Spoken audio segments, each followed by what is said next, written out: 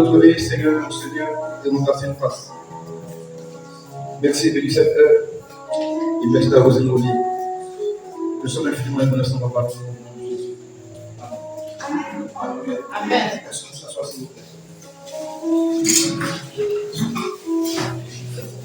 Je vais vous saluer encore une fois de plus dans le nom précieux et glorieux de notre Seigneur et Sauveur Jésus-Christ. Ce soir, nous avons un point de prière qui va tourner autour de notre sujet de réflexion que nous avons depuis le mardi. Le monde spirituel est une réalité plus réelle que le monde physique. Et toi et moi, nous devons le savoir, le comprendre. Celui qui ignore pardon, les réalités du monde spirituel ignore beaucoup de choses de sa propre vie. Nous voyons et réalisons que le monde physique dans lequel nous sommes est dominé par le monde spirituel. Cette personne sont capables de livrer enfants, parents, histoire d'avoir la promotion de le règne des ténèbres. L'ennemi a réussi à le faire croire que s'ils sont élevés dans le monde spirituel, cela est plus important que le reste. Tu verras par conséquent une mémé, un pépé, des ménages, ayant pris sur l'enfant, qui fait tout pour lui, pouvoir à son bien-être, qui peut même construire une maison pour lui, tout faire pour cette vieille personne. Et elle, en retour, est capable d'aligner le monde dans son cinéma. Histoire de gagner en grade et en autorité. Eux, là souvent, ils comprennent mieux que le monde spirituel est plus réel que le monde physique. Par rapport aux enfants de Dieu, ils ignorent beaucoup de choses. Et nous voulons que notre réflexion de ce soir vous aide, l'Église, à comprendre certaines vérités et réalités autour de nos vies. La pensée que je vais partager avec vous ce soir, c'est la sorcellerie ou l'esprit de sorcellerie contre l'Église. Hier, nous parlions du programme de Satan qui a 3 dimensions: dérober, égorger et voler. Nous avons accentué notre réflexion sur dérober ou ce qu'il a volé. Je vais croire que durant la nuit d'hier à aujourd'hui, durant cette journée, tu vas rester de l'esprit du combat et de la restitution. Amen. Amen. Amen. C'est vrai? Oui, ça c'était juste le soir, hier soir, à la sortie du temple. Lorsque nous expliquons ces choses, nous avons ces séries spirituelles qui permettent de l'opérer. En fait, l'objectif est que cela fasse partie de nos habitudes, que nous comprenons les choses qui se passent pour opérer dans cette dimension. Alléluia. Alléluia. Donc il faut le retenir et puis l'exercer jusqu'à ce que tu vois ce que Dieu t'a promis qui a été volé venir à toi. Alléluia. Alors, notre texte de base ce soir va tourner autour du livre de Matthieu, chapitre 15. J'ai ici la version Seigneur, verset 18. Matthieu, chapitre 16, verset 18. Il dit ceci: et moi, je te dis que tu es Pierre, et que sur ce rocher, je construirai mon église, et les portes du séjour des morts ne l'emporteront pas sur elle. Tu es Pierre, et sur ce rocher, je bâtirai mon église, et les portes du séjour des morts ne l'emporteront pas sur elle. Alléluia. Le point de prière, lequel nous avons crié au Seigneur tout à l'heure, s'articule autour de cette vérité fondamentale. Et que chacun de nous doit comprendre foncièrement ce que Jésus dit ici dans ce passage. Il dit que lui, il va bâtir son église et les portes du séjour des morts ne l'emporteront pas sur elle. Le Seigneur, en le disant, veut nous révéler une vérité fondamentale. Celle de savoir que c'est lui qui bâtit son église, c'est lui qui est la base, le fondement de l'église, et c'est lui qui est le Seigneur de l'église, ou si vous voulez, le propriétaire de l'église. Et c'est lui qui bâtit cette église-là. Frère, toutes les personnes qui sont établies dans l'œuvre du Seigneur sont sont tous des ouvriers dans le champ de Dieu. L'Église, donc, est l'œuvre du Seigneur lui-même. Ailleurs, il a dit, l'autre a semé, je suis venu, j'ai arrosé, et Dieu a fait croître. Vous dites que c'est Dieu. C'est le Seigneur qui bâtit son Église. On a dit une fois ici que l'expression Église n'est pas un mot religieux. Autrefois, à Rome, Jules César, qui était le pontife, le roi de l'Empire romain, avait créé un groupement de personnes qui étaient chargées de réfléchir sur la vie de l'Empire romain. Ce sont eux qui décidaient de la politique globale de Rome. Ce sont eux qui décidaient de ce qui devait être fait ou ne pas être fait dans les provinces où Rome avait sa suprématie. Vous savez, les Romains ont quitté le territoire et ont envahi le monde. C'est pourquoi au temps du Seigneur Jésus, quand Jésus venait, les Romains étaient déjà en Israël. Donc, ce groupe de personnes, ce clergé ou bien cette élite était chargée de décider de la vie de l'homme. Ça s'appelait l'Église. Donc, le mot Église n'est pas un mot religieux. C'est un mot carrément, on dirait peut-être politique même. Parce que ceux qui étaient rassemblés là décidaient de la vie. C'est comme aujourd'hui, l'hémicycle, où se rassemblent les députés pour réfléchir et prendre les décrets de loi pour la nation. Donc, le Seigneur a vu comment est-ce que les choses se passaient. Et là, il dit que lui-même, lui aussi, il va créer son Église. Alléluia. Il va créer son Église. Alors, c'est un groupe de personnes pris dans le peuple, mis à part, pour décider de la vie de la nation. Vous savez, Jésus a dit que vous êtes la lumière du monde et le sel de la terre. Donc, en nous sauvant, en nous retirant du monde des ténèbres et nous introduisant dans son royaume, il fait de nous des décideurs. Des gens qui vont réfléchir aussi pour influencer le monde à la gloire du Seigneur. Donc, ce groupement de personnes qui se rassemblent, qu'on appelle aujourd'hui l'Église, comprenez, toi et moi, nous sommes de ceux-là qui devons décider et qui allons décider de comment les choses doivent se mener sur la terre des hommes. Malheureusement, ce principe a été mal compris au point où l'Église est résumée dans juste un appartement, une maison, un domaine où les gens se retrouvent pour prier, chanter et puis retourner à la maison. Mais dans la pensée du Seigneur, ce n'est pas une affaire de venir seulement prier et puis partir. Dans le fond, il a une pensée claire et nette. Il veut que toi et moi puissions influencer le monde dans lequel nous sommes. Il veut que toi et moi puissions influencer nos familles à la gloire de son nom. Il veut que toi et moi soyons des canaux puissants entre ses mains pour opérer à la gloire de son nom. Amen. Alléluia. Donc il dit, je bâtirai mon église.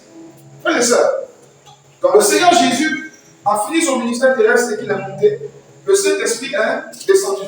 Le jour de la Pentecôte, l'église est née. L'église de Jésus-Christ. Vous voyez, ils étaient d'ailleurs dans un endroit où ils se cachaient, la chambre haute. Un endroit où ils sont en train de prier, demander à Dieu d'intervenir. Donc c'est un endroit clos. C'est même une belle bâtisse. Mais ce jour-là, c'est là que l'église est née, quand le Saint-Esprit est descendu avec puissance et autorité. Quand il est descendu, l'église de Jésus-Christ est née. Regardez ce qu'ils vont faire. Ils vont tellement bouleverser, bousculer Israël, au point où le clergé, le Sanhédrin, les premiers responsables juifs vont demander à ces personnes d'arrêter ce qu'ils font, d'arrêter leur ministère. On a dit 6 fois. On a vu l'église des Sanhédrins. On a vu l'église des pharisiens, des sadducéens se vider. Parce que tout le monde pourrait maintenant, dans des églises, ou dans le groupement de tout ce que Jésus a pris hors pour faire des testaments puissants pour sa gloire. Donc, l'église a commencé à grandir, au point où le nombre ne cessait de croître, jusqu'à ce que dans Actes chapitre 8 vienne la persécution. Alors, à partir de là, les chrétiens, ceux qui ont accepté Jésus-Christ, ils vont se disperser dans le monde entier. Pourquoi? Pour proclamer encore haut et fort le même message du royaume de Dieu. Alléluia. Alléluia. Alléluia. Donc, ils ont commencé à annoncer l'évangile. Par exemple, on voit le diable Philippe qui va se retrouver plus tard en Samarie et les autres disciples un peu partout. Ils vont se retrouver un peu partout. Pourquoi? Pour prêcher le même message. Donc l'église a commencé à se multiplier un peu partout dans le monde.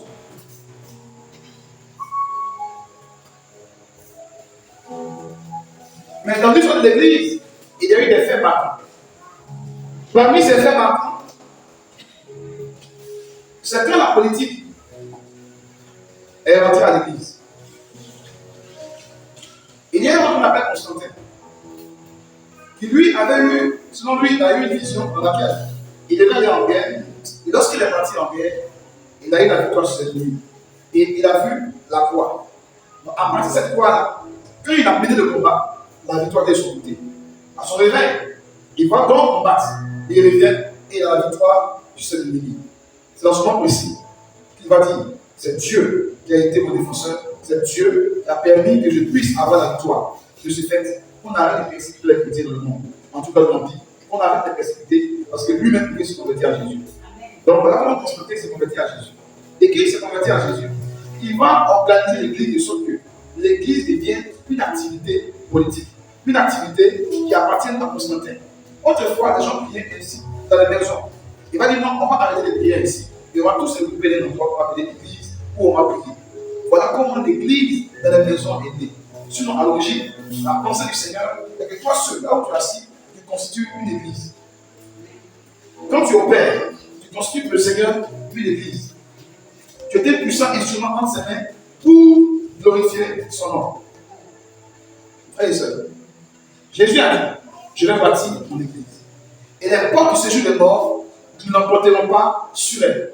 Ça veut dire qu'il y aura un conflit entre l'église du Seigneur et le monde des ténèbres. Est-ce qu'on se comprend? Il y aura un conflit, il y aura une guerre entre l'église du Seigneur et le monde des ténèbres. Parce que l'église que Jésus-Christ a suscitée a commencé à tellement déranger que il faut l'éteindre. Il faut qu'elle se taise. Il faut qu'elle ne parle plus. Parce qu'elle va commencer à bousculer vraiment les lignes. Et le Seigneur annonce d'avance, il dit, il y aura conflit. Gloire à Dieu. Gloire à Dieu.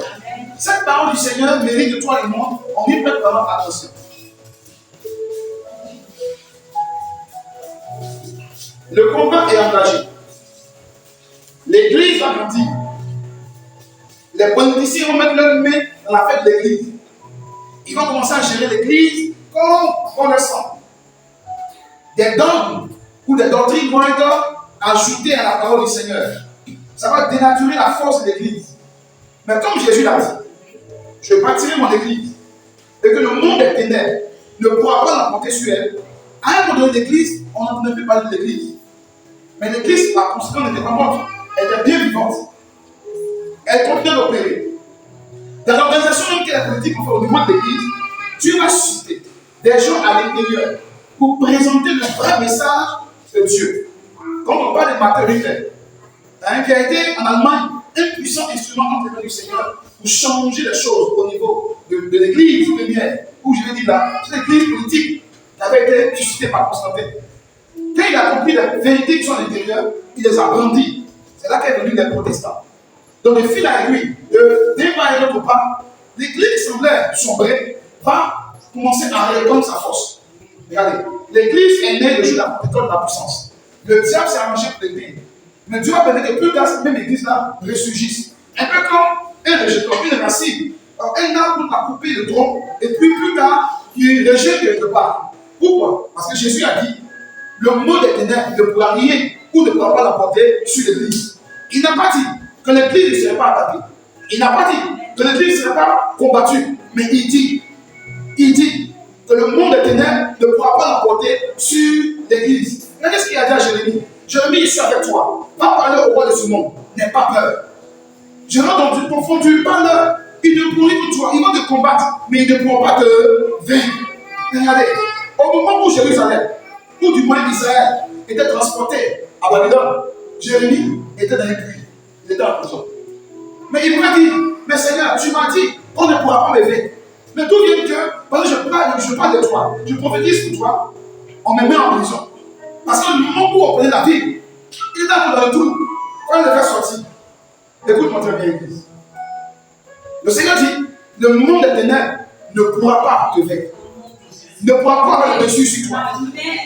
Comprends-nous très bien, amis. Ce sujet est tellement important. Pour que plusieurs personnes à comprendre que lorsqu'on parle de l'église de Jésus-Christ, la guerre se fera. L'église peut être combattue, mais l'église ne sera pas vaincue. Écoute-moi bien. J'ai écouté plus d'une personne. Et dans leur langage, dans leur mentalité, une église du Seigneur Jésus-Christ, une église que Jésus est en train de bâtir, peut être vécue par l'esprit de la sorcellerie, peut être vécue par les sorciers. C'est pas que ce n'est pas possible. Si c'est Jésus qui bâtit son église, il annonce pour dire que les portes de l'enfer, il dit que les portes du séjour des morts ne pourront pas avoir le dessus sur son église. On se reprend. On se reprend. On a vu des personnes qui ont refusé rendre témoignage à l'église. Sous prétexte que si je rends témoignage, mon miracle, ma bénédiction sera attaquée. Et puis, effectivement, il y a des lieux. Quand tu finis de rendre ton témoignage est attaqué. Il y a une sœur qui a passé longtemps dans la galère, souvent le travail passé par là, et puis tu as ouvert les portes. Donc elle vient dimanche et puis un témoignage. Un témoignage époustouflant. Quand Dieu a opéré le miracle, au point où elle a eu un travail, un bon poste, avec un bureau, c'est un témoignage excellent. Le dimanche, elle a fait le témoignage. La semaine qui a suivi, elle a pris mon travail. Je dis, comment est-ce qu'elle va envoyer? Qu'est-ce qui s'est passé qu'elle a envoyé? Elle peut poursuivre. Pourquoi? Parce qu'elle avait un témoignage à l'église.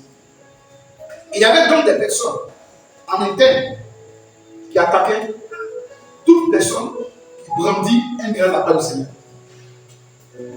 Quand on voit un tel fait, on se demande en quoi est-ce que le monde des ténèbres ne peut pas avoir le dessus sur nous. Puisque, voici ce qui se passe. Ça existe.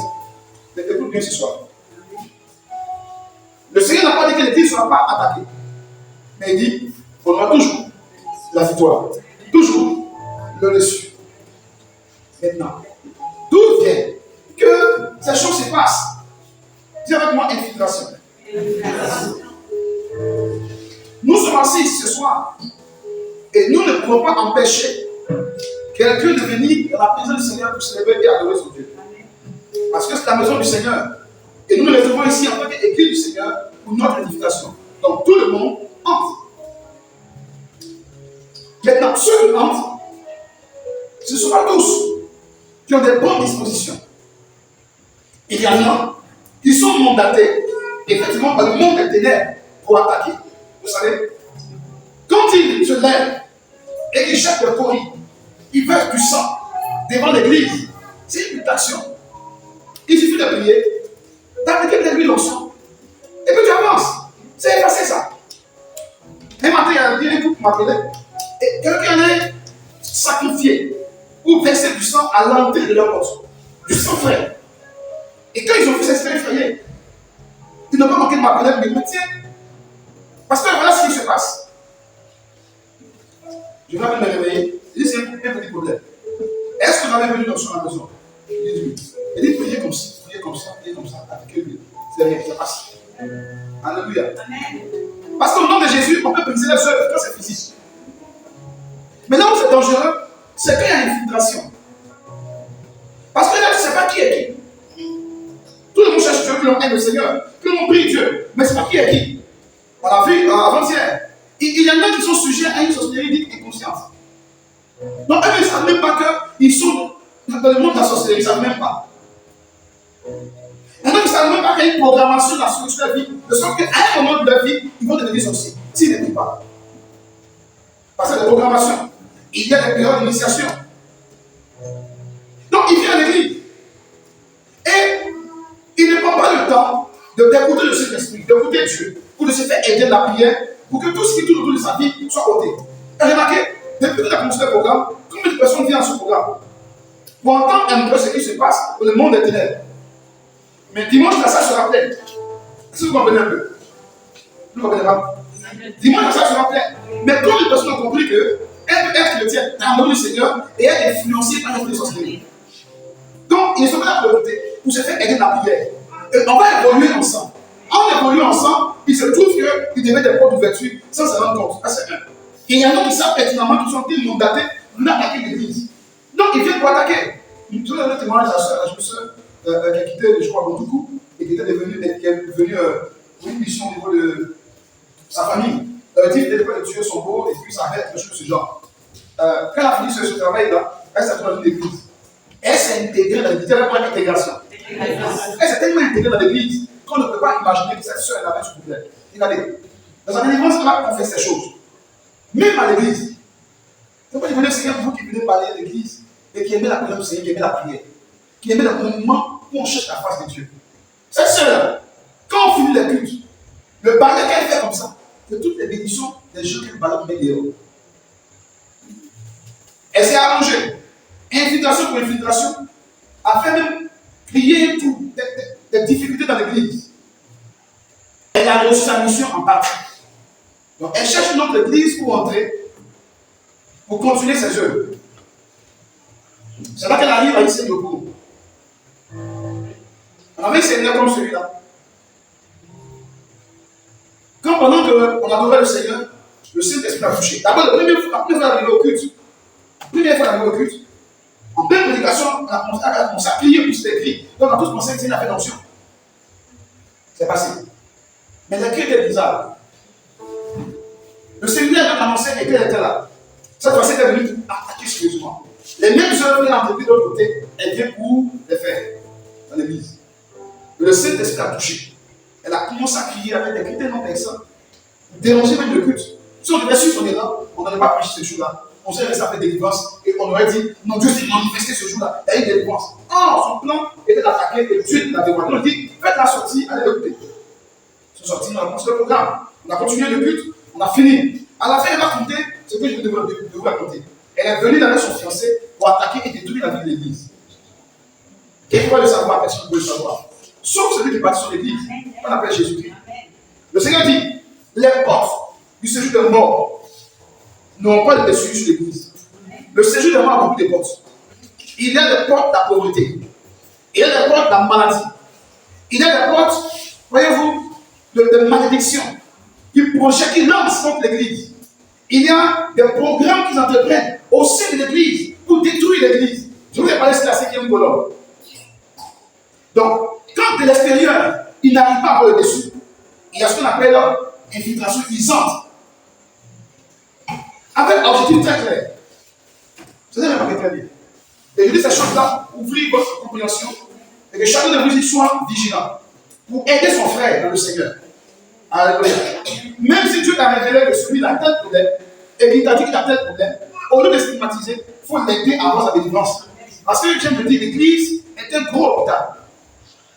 L'église de Jésus-Christ est un grand hôpital, un grand hôpital, si vous voulez, où se retrouvent toutes sortes de maladies.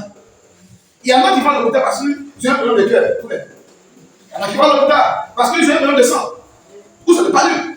Ou c'est cela. Donc, quand on est dans un hôpital, il y a différents services. Et chacun s'oriente en fonction de son besoin. L'église du Seigneur, c'est comme ça. Tout le monde vient. Mais chacun vient avec sa petite maladie. Et il y en a qui ont un problème de cœur. Il y en a par contre, c'est un problème d'orgueil. Il y en a, c'est un problème de sorcellerie. Il y en a, c'est le fait qu'ils sont tellement esclaves du monde éternel. Chacun vient à Jésus-Christ de différentes manières. Maintenant, celui qui nous a attirés, qu'on appelle Jésus, il va commencer à nous bâtir. Il va commencer à nous libérer. Il va commencer à briser les chaînes. Nous instruire par sa parole. Pour que notre vie soit transformée. Et que notre caractère, que tout ce qui est en nous, renaisse de nouveau et soit totalement transformé. De sorte que, quand l'église est pure, il tourne le monde favorable, il vient la chercher, l'envoyer au ciel. Mais tant que Jésus n'est pas venu, soyez-en sûrs. Dans l'église, tu vas trouver toutes sortes de comportements, toutes sortes de caractères. Soyons sûrs.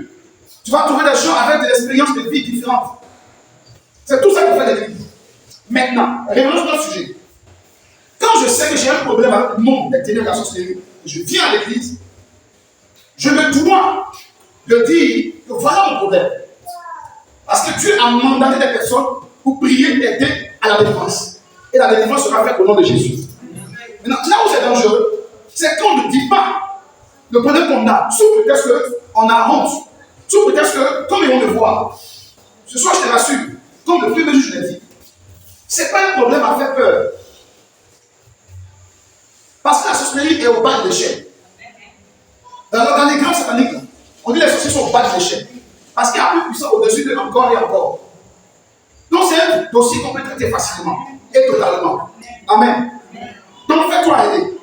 Maintenant, regardez, quand j'étais au bureau un jour avec les frères en prière, et puis je lui ai dit ceci, regardez, Dieu me montre une ombre, comme une nuage qui est en mouvement, qui vient de différentes familles et qui convergeait vers l'église. Et tu vois, c'est l'esprit de société qui prévaut. Il a commencé à attaquer la famille et qui veut maintenant entrer dans l'église pour crier pour que des autres. J'étais avec le pasteur Antoine, son vaille, on vient au bureau. Et quand on a commencé à prier, on a demandé au Seigneur de dissiper ce nuage satanique. De le dissiper. Et pendant qu'on priait, j'ai senti dans mon esprit que ce nuage avait été balayé par la main du Seigneur. Entre-temps, au sein de cette assemblée, j'ai commencé à sentir des manifestations bizarres. Suis-moi très bien. Vous voyez, ce soir, le point de prière, c'est pour l'église. Quel est pour l'église? Moi, j'ai senti des trucs bizarres. Des responsables engagés comme ça, les foyers. J'écoute les foyers. La société frappe les personnes dans le foyer. La société familiale s'entend. Il y avait un mouvement terrible. Mais quand ce nuage a été dissipé, j'ai senti que les choses ont commencé à entrer dans l'ordre. Et tout a commencé à être établi. Pourquoi je n'ai pas compris? Parce que Jésus a dit que lui, il bâtit son église et que les portes de ce jour de mort ne pourront rien contre elle. Si Jésus bâtit ta vie, rassure-toi, ils vont te combattre, mais ils ne pourront pas te vaincre. C'est ce qu'il veut dire ici. Parce que l'église commence par toi seul, par deux, par trois, par quatre, pour former ce groupe-là. Donc, à toi seul, le mandat d'enfant de Dieu, qui se lève contre toi, à moins que tu restes sans réagir, sans appliquer tes droits, ou sans appliquer l'autorité qui t'a conférée, pour que tu puisses subir les œuvres jusqu'à la mort. Sinon, ils vont se lever, et ils se lèveront, mais ils ne pourront pas te vaincre. L'église, ils se lèveront, mais ils ne pourront pas vaincre cette église. L'église, ils se lèveront, mais ils ne pourront pas vaincre cette église. Pourquoi ils ne pourront pas vaincre? Parce que c'est lui de l'autorité dit qu'il bâtit son église, et les portes, si je te mort, ne pourront pas avoir le dessus sur elle. Frère, beaucoup de personnes pour aujourd'hui appeler à ouvrir l'église. Écoutez-moi bien. Pas seulement à vous, parce que je suis sur le net. Rassurez-vous. Si Dieu n'a pas appelé à diriger l'église, ne t'engage pas dans le projet.